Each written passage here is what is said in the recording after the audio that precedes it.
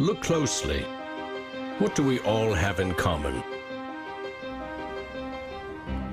No matter what corner of the world you live in, you need food, water, shelter, and money. Half of every transaction involves money in exchange for goods or services, stocks, a loaf of bread, illegal drugs. You gotta pay for it. We spend much of our lives chasing money to make a living and accomplish our dreams. But it's also an instrument of destruction. Some might say evil, driving criminals to lie, steal, and even murder. The existing banking system extracts enormous value from society, and it is parasitic in nature. Money is a catalyst for the worst and the best of human endeavor.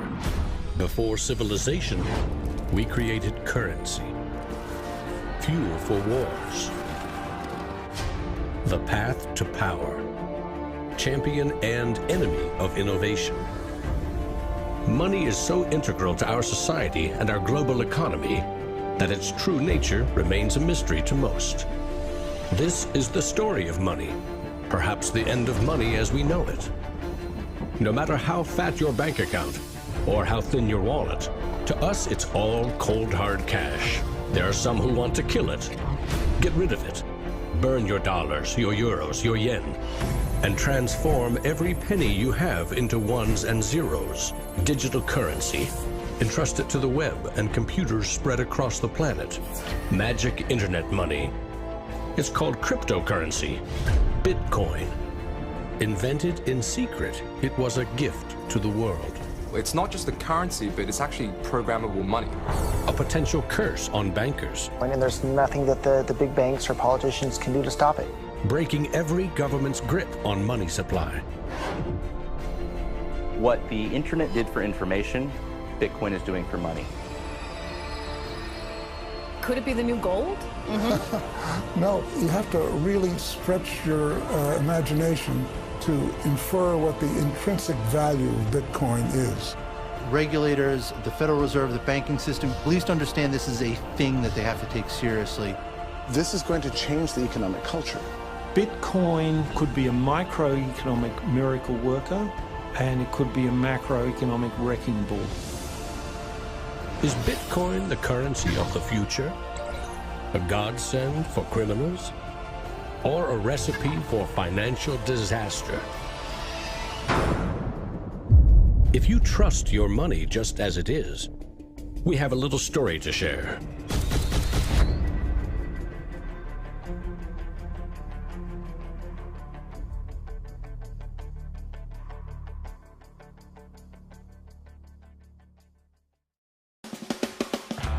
Once upon a time, there was a big party with everyone standing around the punch bowl, drunk.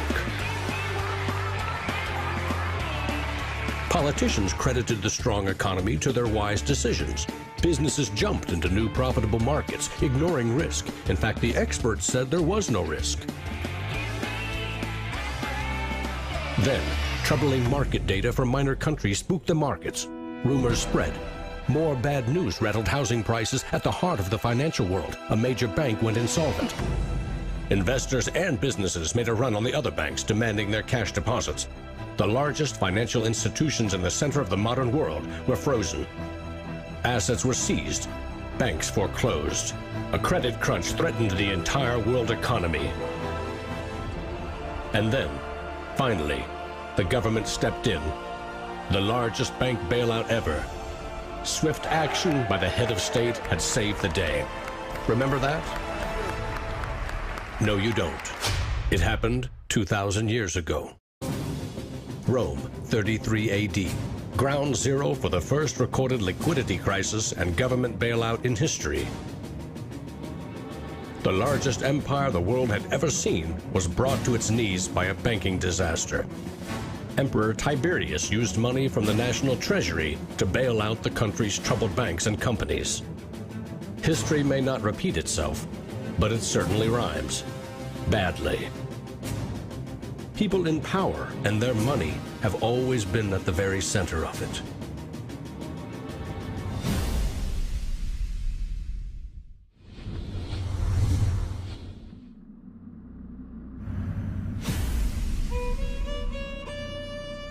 story of money is as old as civilization itself. When we lived in small tribes, keeping track of debt was easy. You owed somebody a load of firewood. A neighbor owed you a piece of meat. Credits and debits were kept in your head, a mental ledger. Currency is a language that allows us to express transactional value between people. It's technology that's older than the wheel. It's as old as fire. When humans wanted to trade outside their tribe or village, they needed something everyone could agree had value, something scalable. Enter commodity monies. There were many kinds, but each had to embody the same 5 characteristics. A commodity money is relatively scarce, easily recognizable, can be cut into smaller pieces. You can substitute one piece for another of equal value, and you can carry it around without too much trouble. In ancient Rome, it was salt. The Aztecs used cacao beans. It was whale teeth on Fiji, yak dung in Tibet, shells in Africa and China. Grains, metal, ivory, rare stones, leather, fish. If it had the 5 characteristics of commodity money, someone probably used it as currency. And then you ask, what value do these currencies have? If you go into a primary school, you'll see children exchanging rubber bands and Tamagotchi and Pokemon cards and baseball cards and sweets and candy and any other form of currency. People invent currency when they have no other currency. And now they're going to invent digital currencies. But commodities that aren't durable are a lousy store of value. A bad cacao crop or a huge new salt discovery can throw your currency and economy into turmoil. A more stable system was needed. About 2,500 years ago, the first metal coins were minted in China and in what is now Turkey. These coins shared the same 5 characteristics with commodity money, but were also very durable. In some cases, coins are the only thing left of entire civilizations. Money does not originate with governments. Money arises naturally as markets begin to develop and as people with a division of labor realize that if I have eggs and you have a cow, we may need some medium of exchange in order for you to buy my eggs or for me to buy your cow. Coins were an objective and universal unit of account, and they allowed people to buy and sell goods over vast regions. The market economy was born. Coins worked, but only if people trusted that the king or emperor who issued them wasn't cheating on the metal content. Using coins also meant that an authority now controlled the supply of your currency. Money and political power were inextricably linked, centralized. Minting coins in a steady and predictable manner allowed economic growth and stability. The Wushu coin in China retained its value for 500 years. In Constantinople, the solidus lasted for 700 years. But in those times, the coins didn't have the milled, this sort of milled edge. They were flat, and what used to happen was, as coins were passing from people to people, people would cut little bits off. And in fact, in some of the taxation that the kings would do would actually be take 1/8 of the coin off. Taxes built castles and financed military campaigns, expensive hobbies. Soon, royal mints were substituting cheaper metals for silver and gold. This is called debasement, and Europe's kings made a habit of it. The currency of France was debased every 20 months for 200 years. If no one can trust the gold or silver content of your coins, how can you trade with other countries? International merchants found a solution. They recognized that one person's debt has value. It can be traded or transferred. When those IOUs came from reputable sources, they could be used as a form of money, paper money. This money was not based on hard commodities or metal, but instead on someone's promise to pay. Merchant families like the Medici in 15th century Florence acted as clearinghouses for these IOUs. It worked like this. an English trader ordered a shipment of Italian cloth from the Medici for 100 gold coins. His promise to pay the Medici was put on paper. Meanwhile, the Medici owed 100 gold coins to another trading partner for delivery of wine from France. The parties didn't go to the expense of transporting and exchanging gold coins. Instead, the paper was transferred. Everyone agreed that the paper had value, 100 gold coins, but only because everyone trusted the Medici as solvent middlemen. They had created a paper money machine. Within a few generations, they rose from low crime to high finance. Their great wealth helped fuel the Italian Renaissance and elevated the family to levels of enormous political power. The power to marry into royal families and get elected as popes. The ties binding money to power, politics, and influence now ran through church and state. Merchants had proven that creating paper currency could be wildly profitable. Goldsmiths wanted in on the action. Imagine it like this: if the goldsmith had seen over a period of time that some of the coins he was storing for people were gathering dust, the people who owned them don't need them right now. So what if I go and lend them out into the community and I charge them interest on this loan? So he starts out lending some of these gold coins, and then later he realizes actually people don't even want the gold coins, they just want the piece of paper that says the gold coins are in the bank and with the goldsmith. So I can now make a loan with these pieces of paper, and whatever I write on a piece of paper, as long as people trust me, they'll trust the paper. And effectively the goldsmiths and the early day bankers, they had literally acquired the power to print money. More and more private paper money from merchants and banks circulated and began to rival the crown's coins.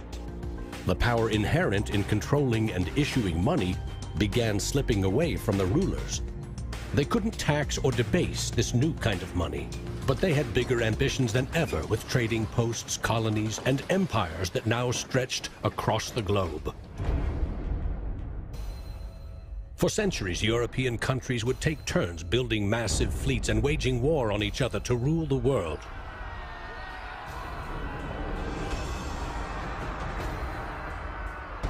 Government wanted to take the people's money in order to finance its wars. That's essentially the history of money. Money and warfare go together. War is expensive.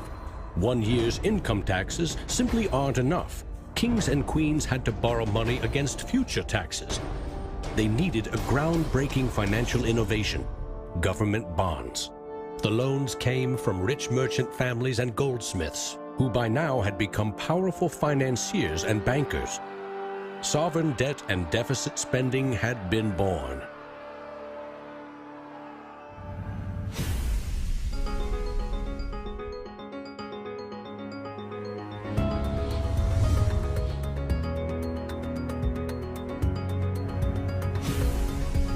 In 1694, the Bank of England was established to fund a war against France. England's central bank was privately owned and granted the monopoly to issue banknotes, paper that could be redeemed for an equal amount of gold from the government coffers. The central bank soon also managed the entire debt of the crown. Money has been a tool of sovereignty for centuries. Being able to issue currency gave you the power, but it also gave the value to that monetary supply by backing it with a force of state, with essentially the debt of state. When the U.S. won independence from Britain, the first article of the new Constitution gave Congress the exclusive right to coin money. This currency's value was tied to gold in government vaults. From 1781 until the Panic of 1907, the financial system of the U.S. was an economic petri dish. Brief central banks, state banks, private currency, government currency, depressions, strong growth, recessions, regular boom and bust cycles. The long term, as far as capital is concerned, people want predictability. People want stability. From the back of that, they can plan. Now, it's very hard to plan in the long term with such a level of volatility. In 1913, bankers and politicians decided that it was in the country's best interest, and theirs, to have a permanent central bank. They created the Federal Reserve.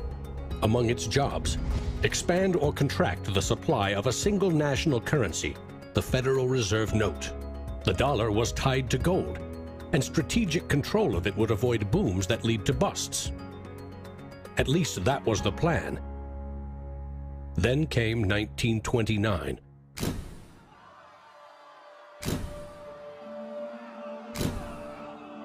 The Great Depression would have a profound effect on monetary policy worldwide. I shall ask the Congress for the one remaining instrument to meet the crisis: broad executive power. Soon, the Fed had printed nearly all the money it legally could to pump life back into the economy. It needed gold to fire up the mint. So in 1933, President Roosevelt issued a controversial executive order, forcing all U.S. citizens to sell their gold to the Federal Reserve at a fixed price, or go to prison. The Fed offered far more cash to foreign governments for their gold. Many jumped at the offer. Gold flowed in, and dollars spread across the globe.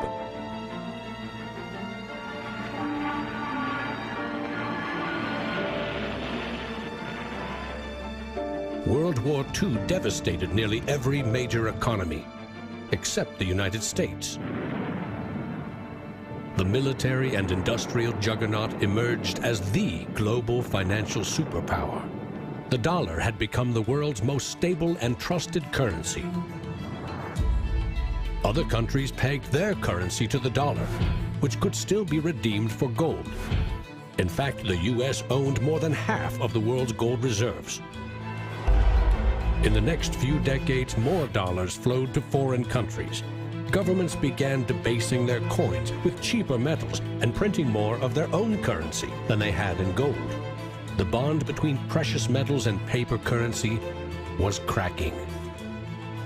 This is a 1966 50-cent piece. It was the last coin in regular circulation in Australia to contain silver, and it contains 80% silver. So in 1966, this was 50 cents. Nowadays, it's $8 roughly in silver alone. By 1966, foreign nations had had enough of the U.S. collecting gold and printing cash. And they had more value in dollars than the U.S. had bullion in its vaults. They demanded gold in return for their paper dollars. Arguments about the value of the dollar versus their currency ensued. In 1971, President Nixon settled the matter. He severed United States currency from the gold standard. I have directed Secretary Connally to suspend temporarily the convertibility of the dollar into gold or other reserve assets, except in amounts and conditions determined to be in the interest of monetary stability and in the best interest of the United States.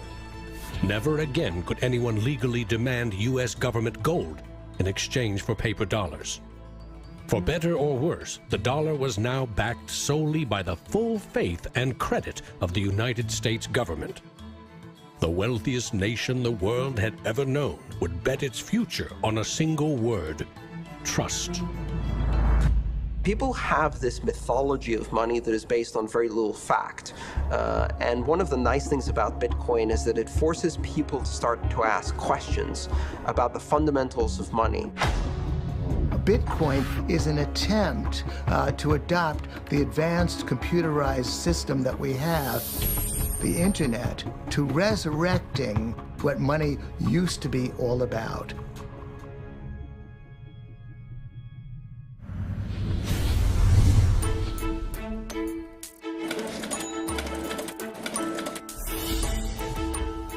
I think our dollar policies, our monetary policies, our fiscal policies have absolutely created a nation of debtors. Not just personal debt, not just corporate debt, but government debt. I mean, you have to look at those all together as one big thing. What is the wealth of the nation? Well, the wealth of the nation is a gigantic hole of money that we owe to the rest of the world that is never going to be paid back. Today, the United States pays more than $400 billion in interest to its creditors every year. When a government spends more money than it collects in taxes, it simply borrows more, or it creates more. At one time, every piece of paper money was backed by gold. Remember, For every $20 bill, there was $20 worth of gold in a government vault. Not anymore. Today, governments create currency by first creating bonds or treasury bills. These bonds are sold in the market, generating funds for the government that issued them. Large banks buy U.S. bonds to flip them, selling them to the Federal Reserve at a profit. This is the magic money machine. You see, the Fed is America's central bank, but it doesn't have any money. No cash on its balance sheets. When a bank buys a bond and takes it to the Federal Reserve, the Fed simply says, "Thank you, Mr. Banker. Here's the principal and some profit." New money isn't exchanged. It simply appears on the bank's accounts. Magic. For 100 years and counting, the precise mechanisms of these bond purchases have remained a secret. Here's where it gets really interesting. The Federal Reserve is not a government agency. It's a private entity, and its shareholders are banks which earn a dividend. As much as $80 billion per year total are paid out to some of the very same banks that sell the government debt to the Fed. Which banks? Don't even bother asking. That's also a secret. In other words, the magic money machine answers to no one. The Fed also sets the bar for how much interest you pay for a car, home, or business loan. The Federal Reserve has been given the impossible task of trying to run the credit and monetary system as though we are the Soviet Union. It's the central planner for the key aspect of capitalism, which is how money and credit is allocated. The Federal Reserve, on balance, does not help the economy. On balance, it hurts the economy. And it's bound to make mistakes, even with the best of intentions. The Fed is also supposed to boost employment with low interest rates, encouraging people and businesses to buy more goods and services. Governments getting involved in money is a good thing, and it's also a bad thing. It's a good thing because money is the arteries of the economy, the blood supply of the economy. Markets are subject to bouts of euphoria and despair, and it makes sense for governments to back currency and manipulate it. Moving the money supply up and down is the most powerful way to sedate that boom and bust cycle. Manipulating the supply of money has short-term and long-term consequences.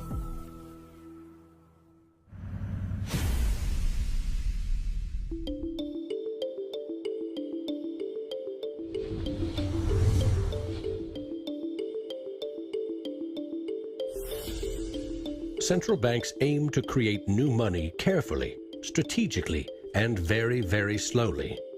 Releasing more money into the economy causes prices to rise, ideally by 2% every year. That's supposed to foster economic growth. But 2% inflation means the buying power of one cash dollar in your pocket today will be 98 cents next year, and less nearly every year to come. Since 1913, when the Federal Reserve took over the United States dollar, we've seen that the United States dollar has decreased in value 98%. Inflation is a far higher tax because on your income you pay it just once. If inflation is 2%, you're paying a 2% tax on your net worth every single year, your net worth held in currency. So, what does that mean? If you earned $1 in 1913, you could buy 16 loaves of bread. Today, $1 barely buys you one. That's not a quaint notion of how cheap things used to be. It's proof that the value of your cash is slowly withering away. That $1 invested at 2% in 1913 would now be worth $7.24. More than 600% return versus a near total loss. The US dollar has gone from being worth $1 to now being worth about 4 cents. So that's, 96% of its original value. And it's a direct result of government control. Governments don't create money from thin air all alone.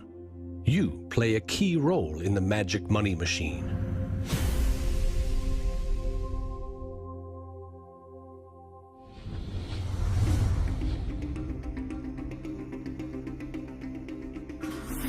It's not really the central banks that are the problem. I mean, they're part of the problem, but the real problem is that we've given the power to create money to the same banks that caused the financial crisis. We put our paychecks and savings into a bank account and draw from it as we need it. The banks are custodians of our money. Right? Wrong. It is now the property of the bank on their balance sheets. They can do just about anything they want with it. For example, create new money. Here's how. Your bank account shows $100, but the bank only holds $3 and loans $97 to Bob to buy something. In the bank's computers, you still have $100 in your account, but Bob now has $97 of new virtual money in his account. Just digits on a computer screen. There's no cash, no gold, or anything else backing up the new numbers in Bob's account. Just his promise to pay it back. This is new money created as debt. When those $97 are spent, say in a shop, the shop owner deposits into another bank, and it is lent out again and again and again. And each of these people have numbers in their accounts showing that they own this money. So your original $100 has multiplied. Now there are over $3,300 in the system. This process of loaning out far more money than a bank actually has as cash on hand is called fractional reserve banking. In the UK, 97% of the money that exists is just numbers in a computer system, and those numbers are created by the banks. Banks earn untold billions in interest every year by creating and lending virtual money. What's more, banks don't even need your deposit to create new money. If they consider someone credit-worthy for a loan, they can put new magic money into his or her account and start charging interest. So reporters talk about Bitcoin as though it's the first digital currency. But actually, we use digital currency every time you make a transaction through internet banking or through your bank card. Actually, it's not even just digital currency, it's digital currency that is created by the banks, essentially out of nothing. In other words, all new money is debt. This is the part of money creation that isn't taught in economics class. Money in paychecks, bank accounts, 401ks, that loan to Bob, credit card debt, your home loan, all began life as virtual money created by the banks. The entire system is based on trust. Trust in the bank's solvency. Trust in the debtor's ability to repay their debt. If all bank customers demanded just 3% of their deposits right now in cash, this run on the banks would reveal the truth. Almost none of that paper currency you think is in your bank account exists. It never did. Remember the drunken party? Our financial crisis had everything to do with virtual dollars. Too many people with very little income borrowed a lot of money they could never repay. But the banks didn't care. They didn't have to. They quickly made and sold shaky loans to someone else for a profit. And I got them all approved. Hey! Apply now. Selling bad loans was a good business until the whole thing blew up in the global financial crisis.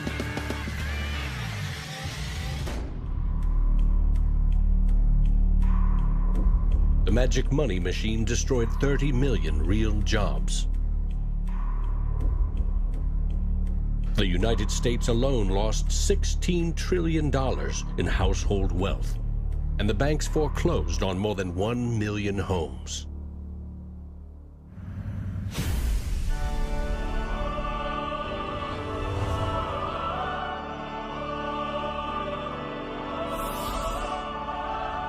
Selling subprime loans and betting they will fail may not be sacred, but it is lucrative. As much as 1/4 of our best and brightest are being lured by the siren call of the money machine. Instead of science, engineering, or medicine, they chose a career betting with other people's money. To get rich quick, very rich. And sometimes they take shortcuts. Getting by on a nickel and a dime. Money has a funny way of bringing us down. They say it makes the world go round and around. My ancestors in Greece talked about the corrupting influence of power. And nothing has changed in these 3,000 years. When you give control over massive amounts of money to a few individuals, they will take advantage of that control. Banks today are factoring in fines and money laundering and all the rules that they break into their cost of doing business. JP Morgan is today coming out and saying that Bitcoin is not a legitimate way of doing business. Banks today are tied into a system that is completely rigged to basically harvest money from the entire global economy and pump it into the hands of very few. Don't get consumed by the greed.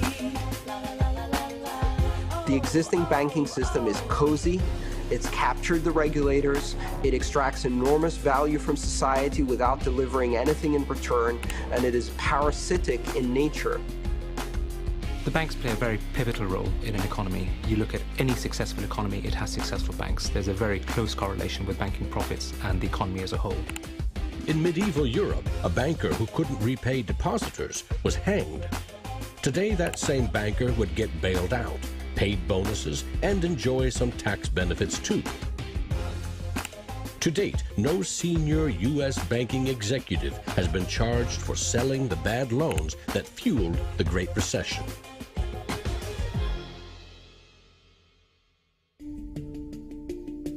In December 2014, just 6 years after the last banking crisis brought the world to its knees, a congressman snuck a last-minute provision written by Citigroup into a crucial funding bill. The provision allows the largest U.S. banks to once again make risky derivatives bets with bank deposits. But no need to worry. If the banks implode again, lost deposits must be paid back by U.S. taxpayers.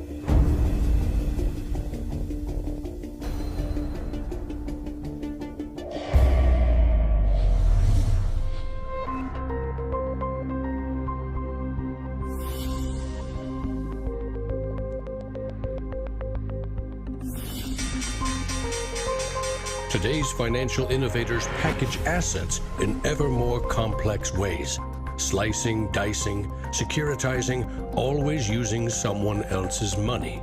They sell debt, transfer risks, leverage bets. That's what they call innovation. When you're talking about financial innovation, Bitcoin certainly is a very good example of innovation. But there's also been other innovations that people a bit closer to the world of finance would cite as good examples. An example of that would be the original swaps market. From there moving on to the credit default swap. It is an excellent example of financial innovation, but also if it's used incorrectly, it can create a lot of problems, as we've just seen. History teaches that the most revolutionary and disruptive innovation nearly always comes from the fringe, not from corporate cubicles. True innovators see the world differently. They see the big picture, creating new products and entire systems that lead to new industries. Steve Jobs called them the square cogs in round holes. It's unsurprising that new innovations always come from a niche group of early adopters, because it is inherently very hard for many people to realize the benefits of new technologies. In 2011, most Bitcoin community people were either people from the technology space, the geeks and hackers, or people from the traditional financial industry. There are even some bankers and hedge fund traders using Bitcoinica at that time as well, which was really surprising to me. A radical new idea is often met with skepticism, ridicule, even hostility from those who stand to lose the most from its success. Case in point, the automobile. In the late 19th century, Carl Benz and others built the first cars, contraptions that could threaten the stagecoach and railroad industries. These self-propelled vehicles, or road trains, would certainly scare horses, injure people, and damage roads. Cars, the railroad barons said, were just too dangerous. And to protect us, they used their power to pass a law in 1865. It required every automobile in England to observe a 4-mile-per-hour speed limit and to be operated by a crew of 3, a driver, an engineer, and a flagman. This heroic flagman walked in front of the car to warn fellow citizens of the coming danger. The railroad tycoons, the lawmakers, the self-appointed gatekeepers used regulation to stifle innovation. But they didn't invent the flagman. He's been around for a long time. For centuries, very few could read. Books were copied by hand. The people in control, political and religious leaders, wanted to keep it that way, and they greeted Johann Gutenberg's printing press with licensing laws, publishing bans, taxes. In some parts of the world, printing was a crime punishable by death. After all, they were just protecting us from dangerous ideas. Before the printing press, there were an estimated 30,000 books in all of Europe. 50 years later, there were 10 million. As Gutenberg's invention flourished, the Dark Ages withered. Progress couldn't be stopped. But the flagman never stops trying. His masters set him loose on each of these innovations because they threatened someone's profits, someone's control. But remember, this is a story about money. What if a technological innovation allowed anyone in the world to be their own bank? To create a currency free from taxes and banking fees?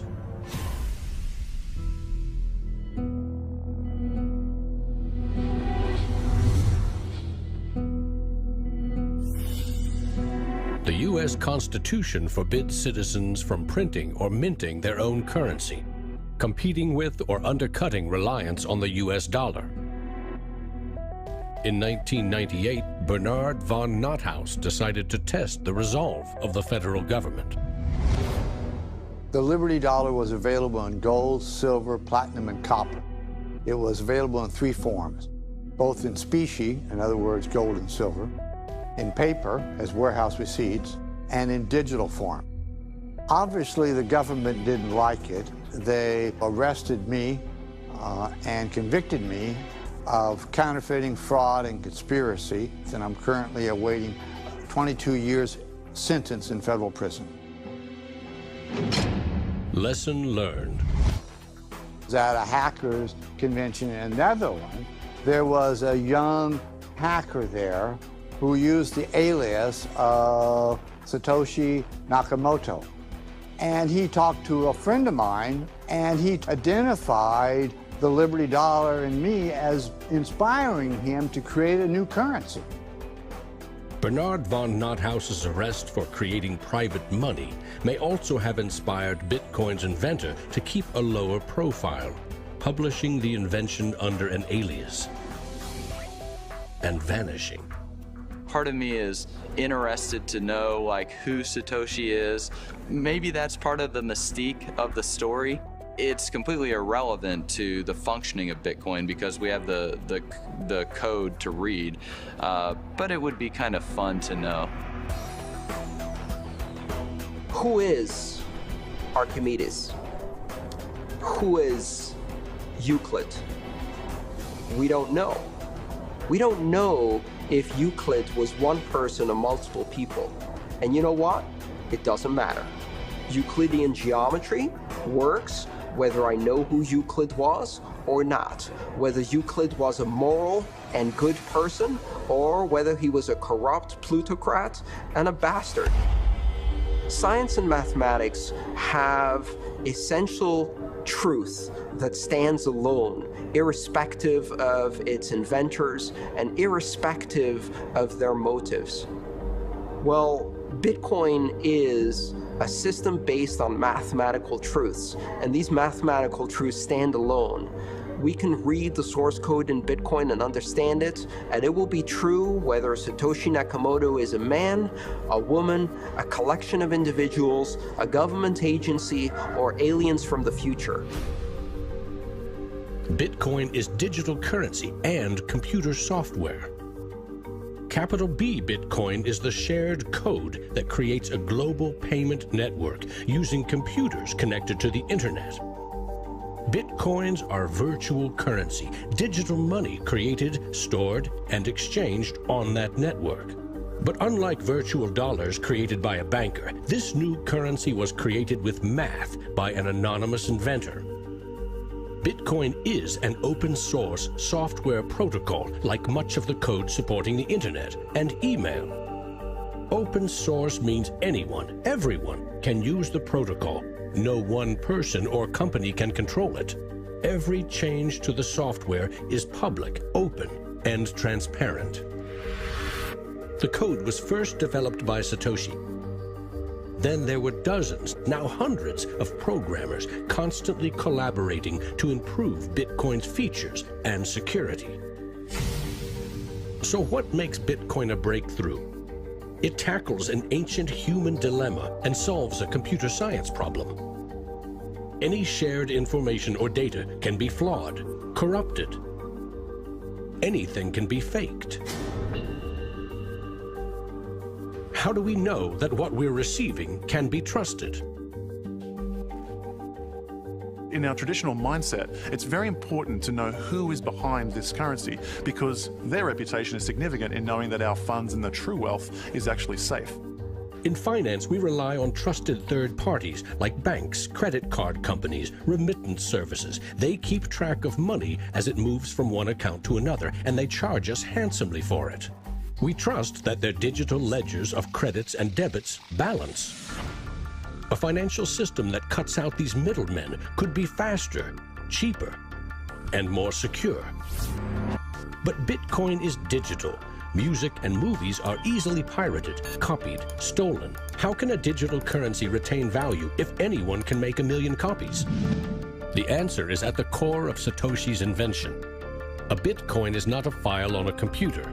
It's an entry in the publicly distributed database called the blockchain.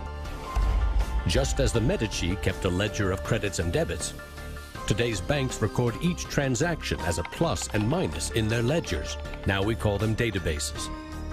Bank accounts are replaced by a digital wallet that you alone control. Bitcoin's ledger is the blockchain, a record of every Bitcoin in existence and every Bitcoin transaction ever made. It always balances because no Bitcoin ever leaves it. When a Bitcoin is sent from one digital wallet to another, what they are really sending is control over that part of the database. Code that is a unique key for the new owner. As the network processes transactions, it constantly synchronizes the one ledger across the global network. Each computer or Bitcoin miner has a complete and identical copy. And because the blockchain is public, it cannot be controlled by any one person or computer. Owners of the Bitcoin mining computers are rewarded with new Bitcoins for processing transactions and keeping the network secure.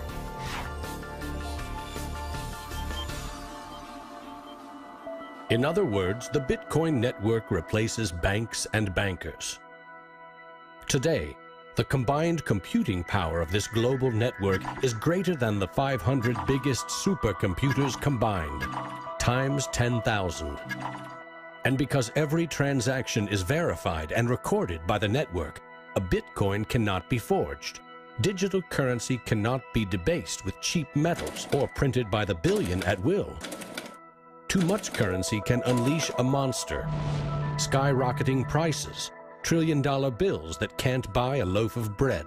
There's a big movement in the U.S. demanding that the Fed be audited so we can find out what they're doing. Nobody really knows how many dollars are in existence, for example. Ben Bernanke created several trillions of dollars over the last several years, but nobody really knows where they landed. At any time, for any reason, the central banks can print as much money as they want. They call it fancy things like quantitative easing. And when they do that, it makes the dollars or euros or yen that you and I have worth less. So if the world starts using Bitcoin as their currency, It can't be controlled by central bankers or politicians. Remember, central banks create money to boost the economy and try to pull it back out before inflation heats up. But no one knows how much magic money global banks are creating to boost their profits with questionable loans. Bitcoin is completely the opposite. It's totally transparent. You know exactly how many exist. The computer code behind Bitcoin has a built-in brake pedal, cutting the creation of Bitcoins in half every 4 years. This ensures a transparent, controlled scarcity and ultimately limits the total number of Bitcoins to 21 million. No lobbyist, no politician, no banker can create more or change the mathematical rules dictating their creation. Advancing accountability.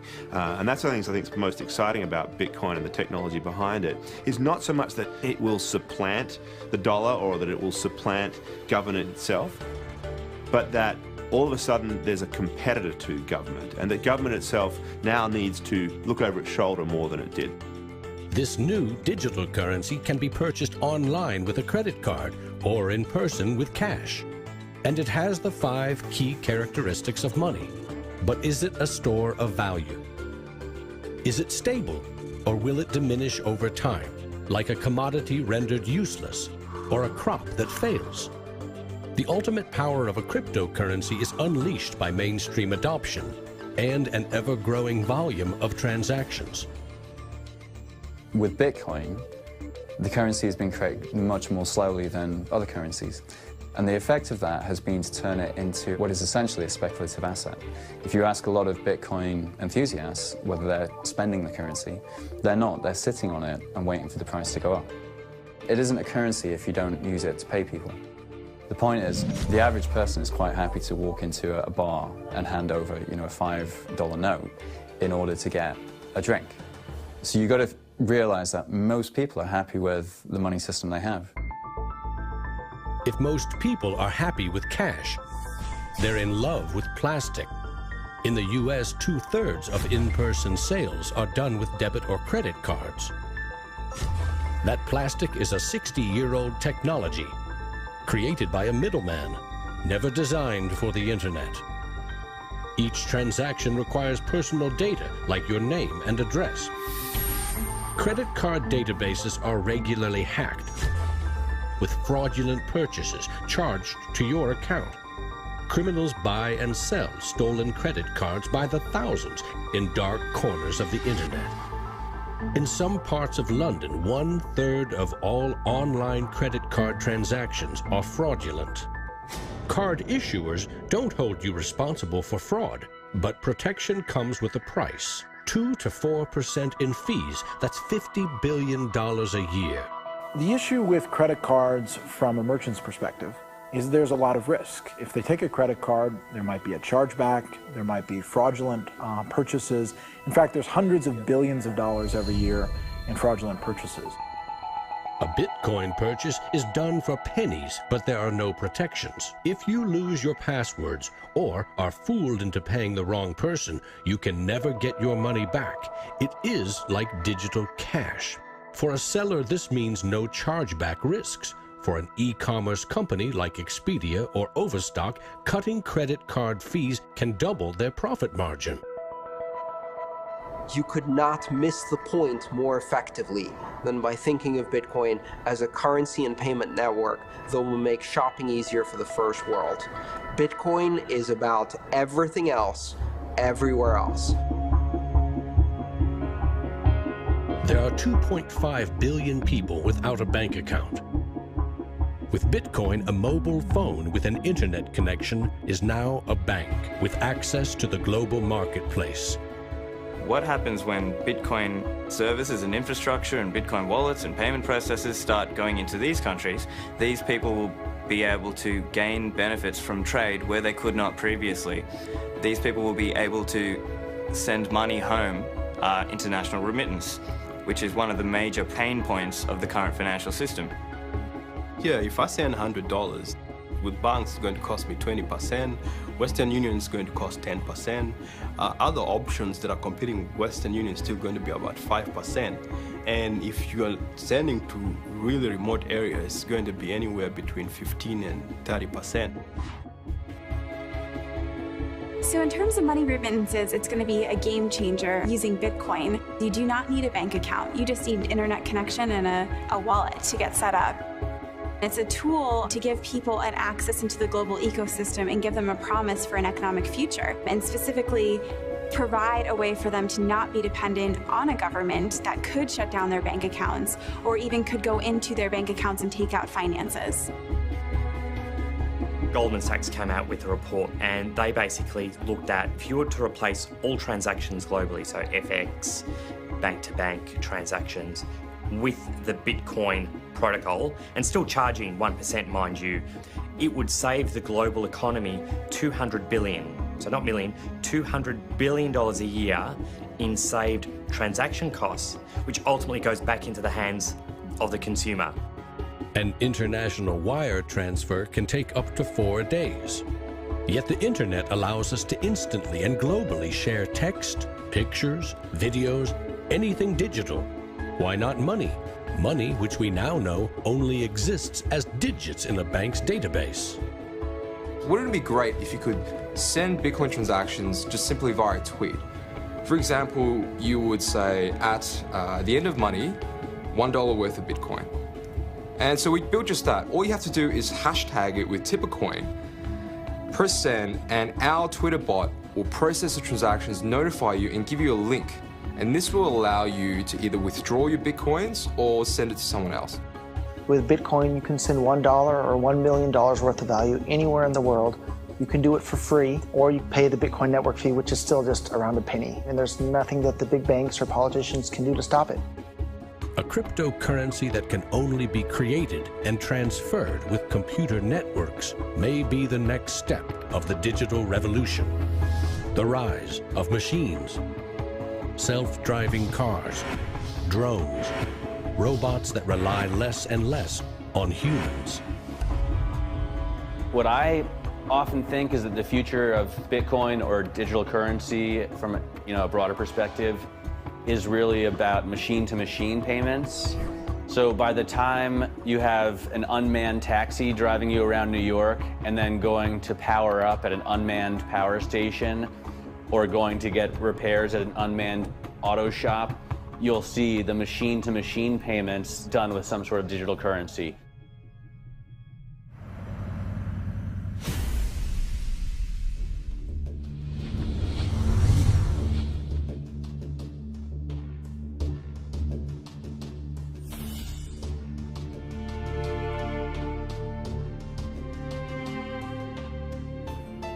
We actually built this world that we live in over the last 200 or 300 years. We've made some mistakes. We've learnt to make things better. The idea that there's some magic key, that if you just sort of stop doing a few things, that there'll be this perfect order that will settle, is a very childish, ideological delusion, in my opinion.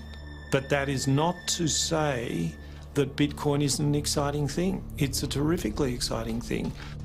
But we have to try and engage with it with working minds, not with magical thinking. People are suggesting that it's going to be another world currency, rivaling the dollar or the euro or the yen. I think that's not going to happen. I prefer to trust the banks or the central government compared to the Bitcoin is because someone's accountable. Whereas with the Bitcoin, it's completely deregulated. There's no central control. There's no one held accountable. It is a free float. It's purely demand and supply driven. Mr. Williams? So clearly this is not a currency. Currencies don't behave like this. But what this is a high-risk speculative commodity. So for the entrepreneurs, the bankers, the governments, and everyone else studying and watching Bitcoin, all I have to say is that there will probably be a lot of volatility and an upward trajectory, and to buckle up.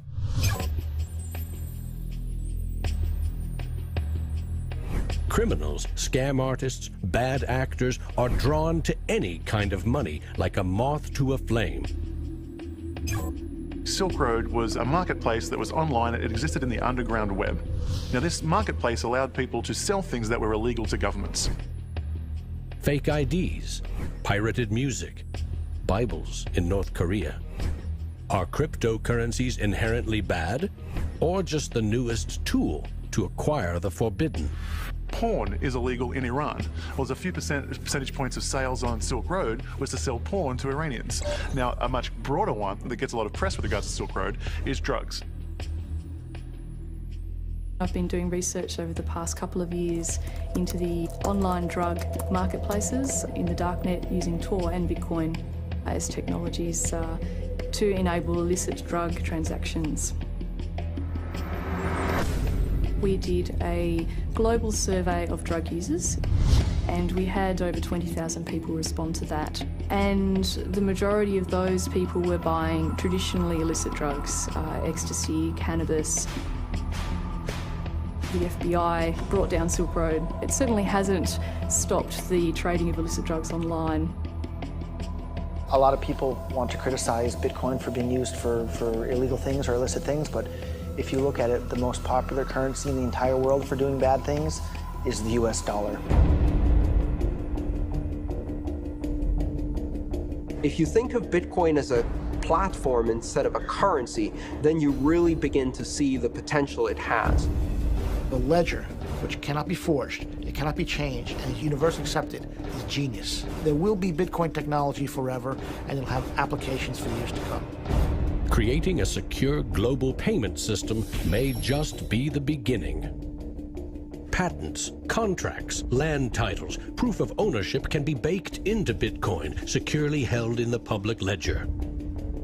I read up more about Bitcoin, I played with the source code, I built some things that I realized this is actually a very, very powerful protocol. It's not just a currency, but it's actually programmable money.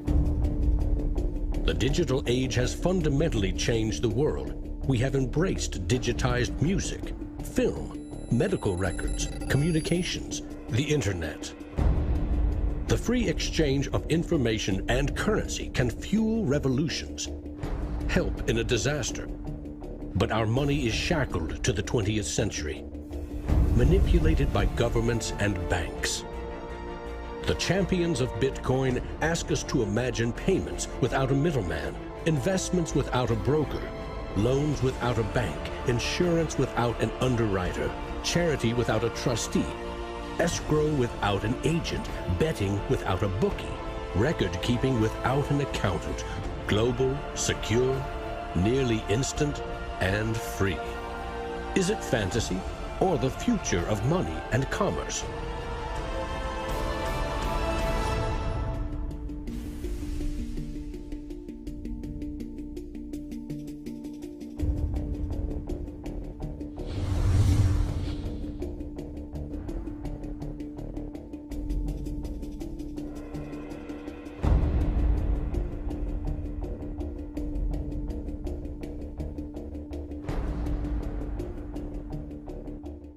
I love Bitcoins. I'm really into Bitcoin. Well, Satoshi Nakamoto, that's a name I love to say. And we don't know much about him, but he came to save the day. If you don't know what a Bitcoin is, right, usually the way people describe it is digital cash. It's money for the internet. Oh, Bitcoin, as you're going into the old blockchain. Oh, Bitcoin, I know you're going to rain, gonna rain. People are like, oh, I love my bank. I'm like, really? You ask a banker, you know what's 2 + 2? He's like, well, I can tell you, but there's a fee. Down the road it will be told about the death of old Mt. Gox, about traders trading altar coins and miners mining blocks. Now, Bitcoin is a new technology. I like to say it's banking light. All of the convenience, none of the evil. Bitcoin, as you're going into the old blockchain. Oh, Bitcoin, I know you're going to rain, till everybody knows, everybody knows. You know, when I go online and I buy, like, I don't know, a pair of socks, if I pay with a credit card, I'm just buying socks, right? If I buy those socks with Bitcoin, it's a revolution. I am sticking it to the man.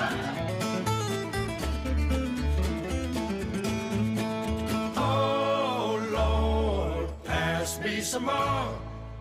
There's always people who are not ready to get into the new technology. You know, like when the internet came out, there was people going, nah, I don't think this is going to be popular. And then email came out and people were like, nah, this isn't going to catch on. And now Bitcoin comes out and people are like, I don't think, I'm like, aren't you sick of being wrong?